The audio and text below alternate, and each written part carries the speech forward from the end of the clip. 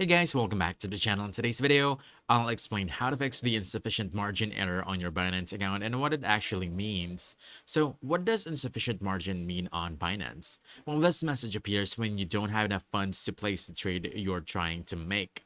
For example, if you're attempting to margin trade Bitcoin using USDT and Binance shows insufficient margin, it simply means your USDT balance is too low to cover that trade.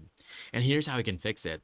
First, you want to check your available balance. Just look at how much USDT or whatever asset you're using as margin you currently have in your account. If it's lower than the amount required for the trade, Binance will automatically block it.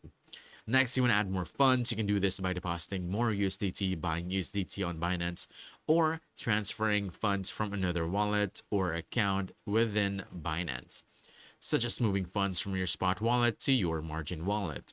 And once your balance is high enough, the insufficient margin error will disappear automatically and you'll be able to place the trade without any issues. So to keep it simple, just you only see this error when your account doesn't have enough funds. So make sure your margin wallet is properly funded and you won't run into this problem. And that's it.